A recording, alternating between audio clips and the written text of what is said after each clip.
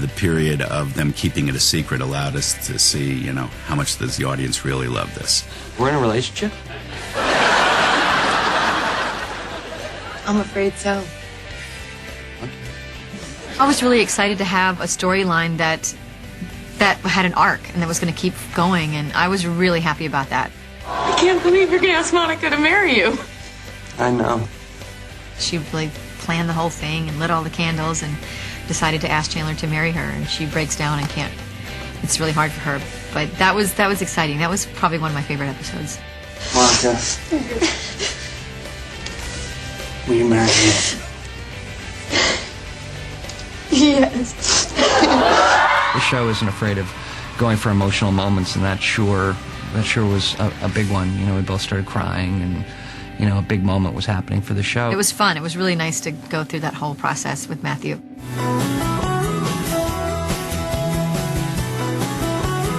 I love you too.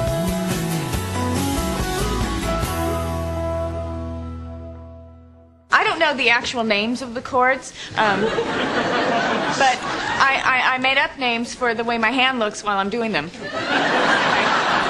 I didn't like the guitar. I wasn't getting it, and so I think I even asked, what if she plays the bongos? Smelly cat, what are they feeding you? In the beginning, we actually had a guitar teacher come in, and it actually, by making her better, it made the comedy not so good. So Lisa was really hurt. I said, you know what, I don't want the guitar lessons anymore. I've learned a few chords. That's enough. That's all Phoebe would know anyhow. So I'll make everything do with just these chords. And she did for 10 years. Whenever I get married, guess who won't be asked to sing? Somebody named Geller and somebody else named Bing! I loved when Phoebe was pregnant and that whole arc. Frank Jr. and Alice got married. Oh my God! Yeah, and they're gonna have a baby. And they want me to grow it for them in my uterus. It was really nice of, you know, Marta and David. They said, look, we hate those shows where, you know, the actor is pregnant and then everyone's pretending they're not. And, you know, you're going to be like 7 months pregnant by the time we're done.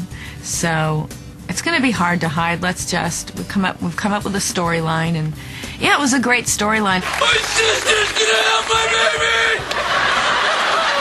And I also was thinking, oh, great, so I don't have to hide it, and that's so good. It's so good. But by the time they got to the storyline, I was starting to show, so I actually had to hide it. And then she was, like, you know, having triplets, so when Phoebe was showing, I wasn't showing enough, so I still had to wear padding and stuff. I think there was one show where it was just me and my pregnantness. You look even more beautiful than you did yesterday. Oof. In fact, I'm going to kiss you now. Oh, wait. Yeah, I can't get away with stuff like that. It sounded sexy in my head, so I... Hank is hilarious, and he can do anything. He can just do anything. And I loved you know, the David Phoebe relationship. I liked it a lot. What are you doing here? I have a question I need to ask you. I have a question I was kind of going to ask her myself. It's also just too exciting that it's Mike for Phoebe and Paul Rudd, he's funny. He's really funny, and he's such a good actor. This is the guy for Phoebe, which is nice because he's normal and cute. That's good too. I'm standing here today knowing that I have everything I'm ever going to need. It makes me happy that Phoebe's really wrapping up in such a nice, normal way, finally, you know, for the first time in her life, she's kind of normal. So, I like that.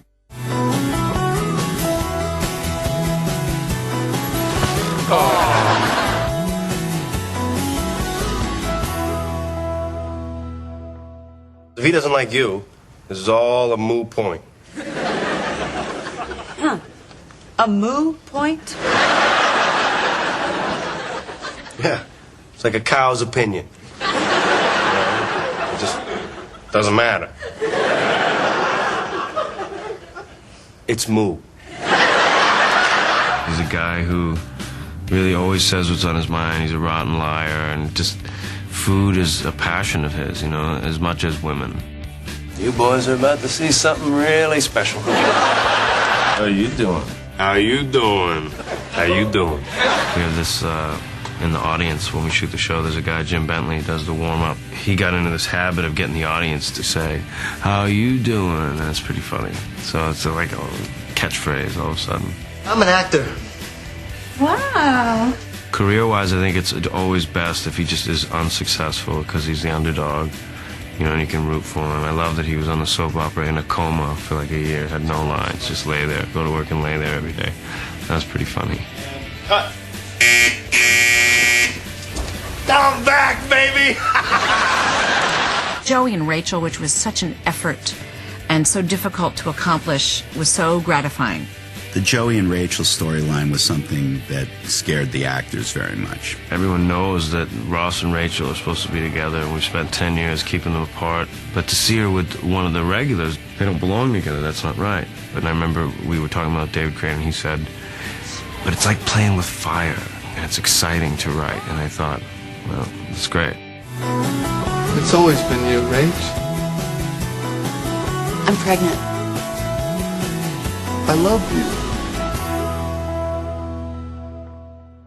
I have a very special spot in my heart for Ross and Rachel. I do love you. I love you too, and I am never letting you go again. Okay, because this is where I want to be. Ross used to have a crush on Rachel. We didn't know that was going to be the central romance of the series. And it was just chemistry. It was just seeing the two of them work together, and just something magical happened. You know, you probably didn't know this, but back in high school I had a major crush on you. I know. You did? Oh, okay. It's a testament to the writers to be able to find, hopefully, grounded and organic ways to keep that relationship between Ross and Rachel evolving. You always feel a sense of history between these two, and a sense of destiny, that these two belong together. I think we want them to be. I want them to be. I've always wanted them to be. As Phoebe said, we're each other's lobster. See? He's her lobster. I've always remembered that because some crazy way it's true. We gave David something physical to do, and he said, no, you got to give me more of that. There was this bit with an umbrella. And you remember my brother Ross? Sure. Hey. That awkward physical comedy because of Rachel in the same room. The thing that appealed to us about David was his quirkiness and in terms of his timing. I used to say this word, hi. Hi. In such a way that I thought all the pain of his existence was going into that one greeting of hi. You know, I haven't said that in a long time. It makes me laugh just doing it. Schwimmer is just perfect. We just feed off each other.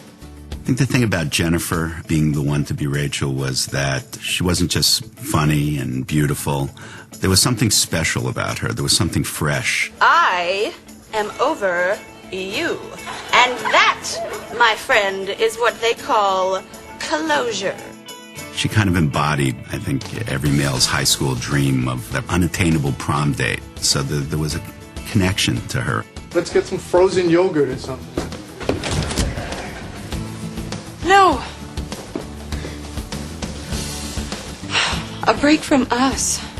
The breakup, well, that was sort of the beginning of the end for them. I mean, that's the beginning of the beginnings of endings and beginnings. I mean, they've had so many start and stops, you know. Pretty much everything with Ross and Rachel has been just delicious. At the altar. Hi, Ross. Ross says, take thee, Rachel. Just an completely unconscious slip. I remember thinking, God, this is good. Like, smart. These guys are so smart. We couldn't have an audience for that part. Every time we have to always remove the audience for the cliffhangers because, you know, obvious reasons. You don't want to spoil it, but I just remember that it was just chilling. It was just kind of, you know, he said, Rachel. We finally get Ross and Rachel together and that amazing kiss. It was a great moment. Great moment. I can't believe believe you guys are leaving this place. No.